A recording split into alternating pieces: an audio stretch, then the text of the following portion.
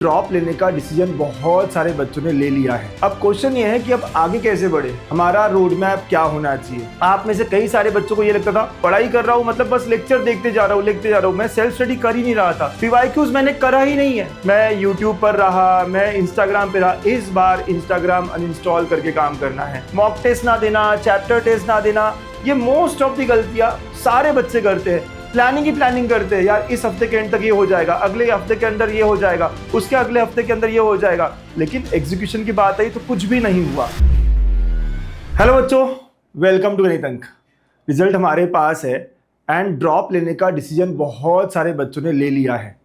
अब क्वेश्चन ये है कि अब आगे कैसे बढ़े, हमारा रोड मैप क्या होना चाहिए। तो बच्चों, आज के वीडियो में मैं सारी बातें कि आपको क्या करना चाहिए, क्या नहीं करना चाहिए, हर महीने में या टाइम टेबल क्या होना चाहिए, सब कुछ डिस्कस करने वाला हूँ। ये बहुत इंपॉर्टेंट आपके लिए वीडियो होने वाला है, ठीक है। और अभी भी अगर कई बच्चे कंफ्यूज्ड है कि मुझे ड्रॉप लेना चाहिए या नहीं लेना चाहिए, तो आपको थोड़े एग्जांपल्स बता दूं मैं।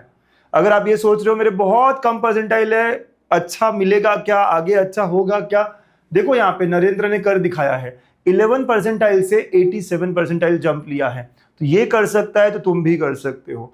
बहुत सारे बच्चे जो 60-70 परसेंटाइल पर होते हैं वो सोचते कि मैंने ड्रॉप लेना चाहिए क्या।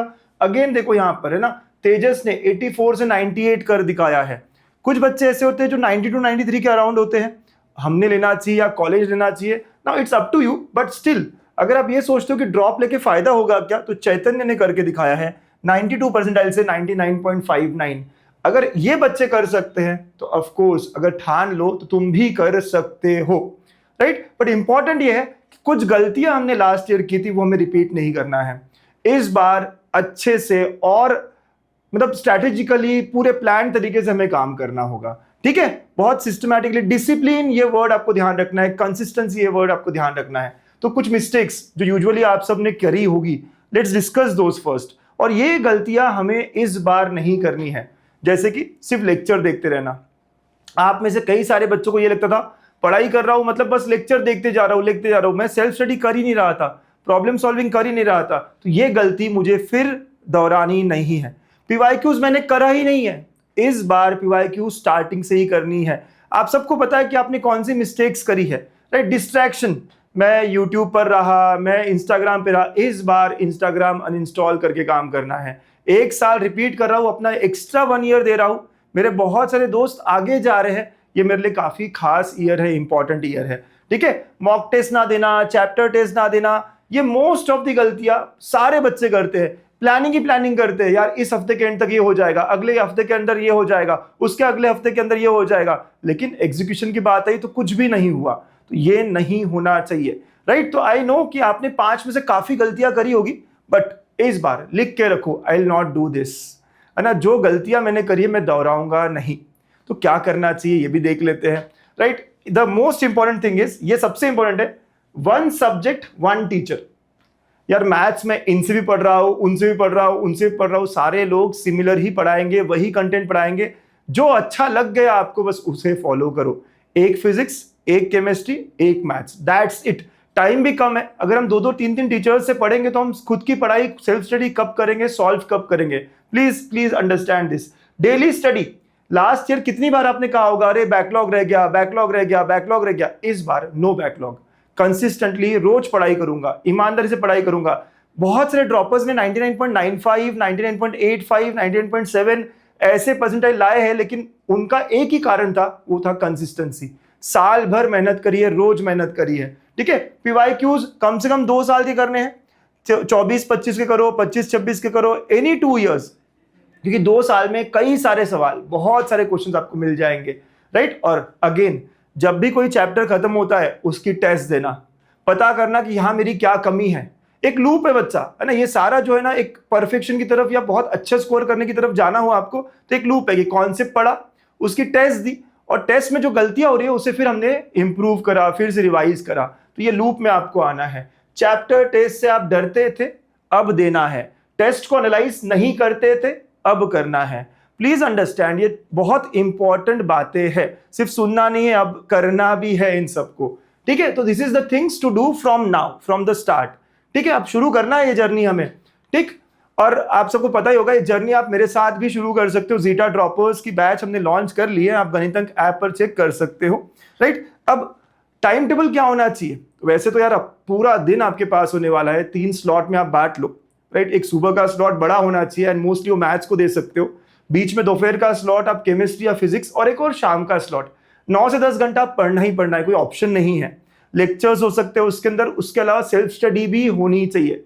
तो इफ यू वांट कि सर आप बता दो, तो चलो मैं भी बता दूं आपको कि क्या कर सकते हो। लेट से आप 7 बजे से अपना दिन शुरू करते हो। अगेन कुछ लोग रात में ज्यादा पढ़ते हैं, ऐसा हो सकता है, तो आप अपने हिसाब से टाइम टेबल बनाना। लेकिन मैं एक एग्जाम्पल ले रहा हूं कि मैं अगर कर रहा होता, ड्रॉप ले रहा होता, तो मेरा रूटीन क्या होता। तो मैं जल्दी उठने वालों में से हूं, तो मैं जल्दी उठता हूं और 7 बजे से मैं पढ़ना शुरू करता हूं। एंड फर्स्ट स्लॉट मैथ्स का अराउंड 4 से 4.5 घंटे का होना चाहिए।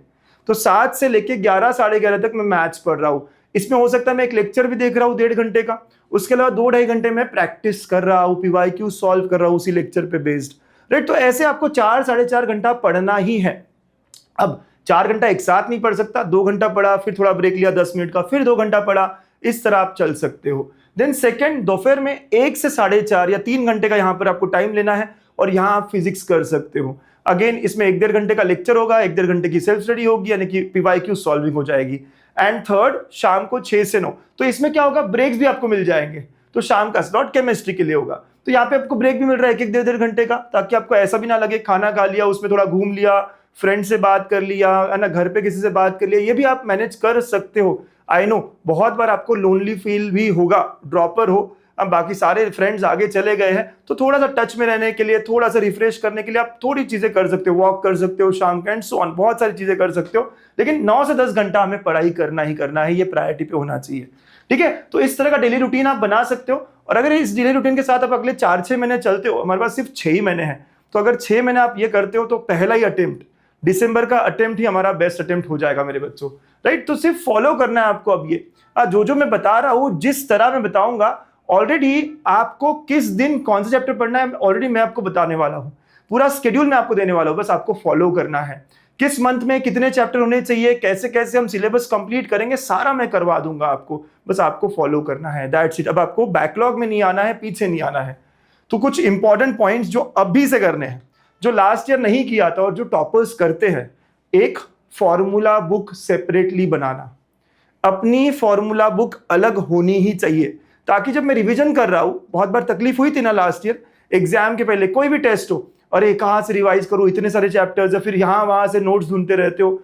खुद का फॉर्मूला बुक बनाना है, separate formula book, right. Then second, कभी कभी हर टेस्ट में हमें कुछ अच्छे अच्छे क्वेश्चंस मिलते हैं, हमको एक और बुक सेपरेट बनानी है, जहां हम अच्छे क्वेश्चंस जो मिले मुझे, वो मैं लिख लूं कि इस टेस्ट में ये क्वेश्चन काफी अच्छा था, I should revise before next test. तो make a separate book for good level questions, ठीक है।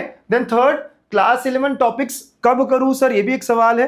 तो बच्चों क्लास 11 के टॉपिक्स जो रिलेटेड है वो अभी कर सकते हो। For example, pair of straight lines पढ़ने वाले हो तो स्ट्रेट लाइन कर लो वही के वही, ट्रिग्नोमेट्री पढ़ने वाले हो तो ट्रिग्नोमेट्री 11 का कर लो वही के वही। ऐसे कुछ चैप्टर्स आप रिलेटेड जो है वो साथ साथ कर सकते हो, बाकी चैप्टर्स को आप आखिर के लिए रखा जा सकता है। एंड पीवाईक्यूज, एक बार पीवाईक्यूज करने से कुछ नहीं होगा, कम से कम 2 या 3 बार हमें करना ही करना है, अगर आप 99 प्लस जाना चाहते हो तो, राइट। तो पहली बार आप तभी कर लो जब आपके चैप्टर्स कंप्लीट हो रहे हैं, जब सिलेबस कवर हो रहा है, एंड दूसरी बार सिलेबस कवर होने के बाद जो हमारा रिवीजन और टेस्ट वाला टाइम है, तब हमें करना होगा। कम से कम 2 बार पीवाईक्यूज करने हैं, जो डिफिकल्ट लगे उन्हें मार्क करने हैं। तो ये कुछ चीजें जो आपको अभी से करनी है, बहुत इंपॉर्टेंट बातें हैं बच्चा लोग, नोट कर लो ये सारी चीजें। सो फाइनली दिसंबर अटेम्प्ट हमारा बेस्ट अटेम्प्ट होना चाहिए। कितने महीने हैं दिसंबर के लिए, जुलाई तो आ गया, तो सिर्फ 6 महीने हैं। तो ये जो 6 महीने है ना, यहाँ हमें बहुत बहुत ईमानदारी से काम करना है, राइट। और फोकस ऑन 12th सिलेबस, आप सब जानते हो 80% तो यहीं पर है पूरा मार्क्स। तो अगर दिसंबर अटेम्प्ट मेरा टारगेट है, तो अक्टूबर एंड तक, 31 अक्टूबर ले लेते हैं हम, 31 अक्टूबर तक मुझे 12th कंप्लीट करना ही करना है किसी भी हालत में। ऐसा नहीं हो सकता कि नवंबर में मेरा सिलेबस चल रहा है, दिसंबर तक मेरा सिलेबस चल रहा है, ऐसा बिल्कुल नहीं हो सकता। 31 अक्टूबर तक सिलेबस हमें कंप्लीट करना ही करना है, और मैं वो करवा दूंगा आपको। उसके बाद आप 11th कर लो, जो छूटे हैं चैप्टर्स, जो 11th के थोड़े चैप्टर्स रह गए हैं, जैसे से आप आगे टेस्ट दोगे, देखो नवंबर दिसंबर टेस्ट का टाइम है, एनालिसिस करने का टाइम है, फिर से पीवाईक्यूज करने का टाइम है ना, रिवीजन वाला मोड है वो, तो वहां पे आप 11th को इंक्लूड कर लेना। टेस्ट जैसे जैसे करोगे तो हर टेस्ट में एक एक दो चैप्टर आप आगे बढ़ा सकते हो, फिजिक्स केमिस्ट्री मैथ्स 11th के, ठीक है। तो रिवीजन अगेन मॉक टेस्ट के थ्रू होगा आखिर में। अभी से आप मिनी सीईटी भी दे सकते हो जो क्यूमुलेटिव टेस्ट होता है। तो काफी कुछ आपके लिए प्लान कर रखा है, आपको बस फॉलो करना है गणित अंक को। हम आपके बारे में 24/7 सोचते रहते हैं। So you do not have to think, you have to act only. आपको सिर्फ और सिर्फ काम करना है अच्छे से, ठीक है। सो मेरे क्लास के क्वेश्चंस करने हैं, पीवाईक्यूज करने हैं, दैट्स इट, है ना। इसके अलावा कुछ नहीं। आप सब जानते हो ना पीवाईक्यूज के लिए अलग से राइट एंगल बैच है जिसमें 2026 के भी क्वेश्चंस आएंगे। जेई के क्वेश्चंस करूं क्या? बहुत डिफिकल्ट क्वेश्चंस आते हैं, नहीं करो, टाइम नहीं है इतना। ऑलरेडी अच्छे अच्छे लेवल के क्वेश्चंस मैं ले लूंगा, अंडरस्टूड। तो आप सब जानते हो कि we have already launched Zeta 4.1, है ना। आप पीसीएम पूरा ले सकते हो, अकेले अकेले फिजिक्स केमिस्ट्री मैथ्स भी ले सकते हो। गणित अंक ऐप डाउनलोड कर लो, ये कोर्स आपको दिखने लग जाएगा। ऑल्सो फर्स्ट कमेंट में मैं, है ना, पिन कर दूंगा इसकी लिंक, आप वहां जाकर भी चेक कर सकते हो, ठीक है। वीडियो सॉल्यूशंस पीवाईक्यूज के 2026 के भी मिलेंगे आपको। तो लास्ट 6 इयर्स के पीवाईक्यूज के वीडियो सॉल्यूशंस में आप सबको हर क्वेश्चन का देने वाला हूं, चैप्टर वाइज, टॉपिक वाइज, सब टॉपिक वाइज। अच्छा, इस बैच में क्या होगा और भी डिटेल्स क्या क्या होगी, सिलेबस कब तक होगा, जैसे मैंने कहा 31 अक्टूबर तक होगा, लेकिन कैसे होगा, मंथ बाय मंथ, क्या टाइमिंग्स होंगे, सब मैं ओरिएंटेशन सेशन में शेयर करने वाला हूं। And orientation session is on this Thursday 25 June, YouTube पर है 8 बजे लाइव, ठीक है। तो आप सब ज्वाइन करना, उस दिन और बातें करेंगे, सारी चीजें बताऊंगा आपको, टाइमिंग, सिलेबस और सारा स्केड्यूल, टीचर्स, हर चीज। और एक बार ऑलरेडी लॉन्च कर चुका हूं ये कोर्स, आप चेक कर सकते हैं, ठीक है। सो ये साल हम करके दिखाएंगे, 6 महीना हमें काम करना है। दिसंबर अटेम्प्ट हमारे पास एडवांटेज है। जो फ्रेशर्स है शायद वो बोर्ड्स की तरफ इंक्लाइंड रहेंगे या वो जेई की तरफ इंक्लाइंड रहेंगे, उसमें से काफी बच्चे, लेकिन हम MHT CET 2027 यही हमारा टारगेट रहेगा और हम इसमें मचाएंगे। ऑल द बेस्ट बच्चा, गणित अंक हमेशा आपके साथ होगा।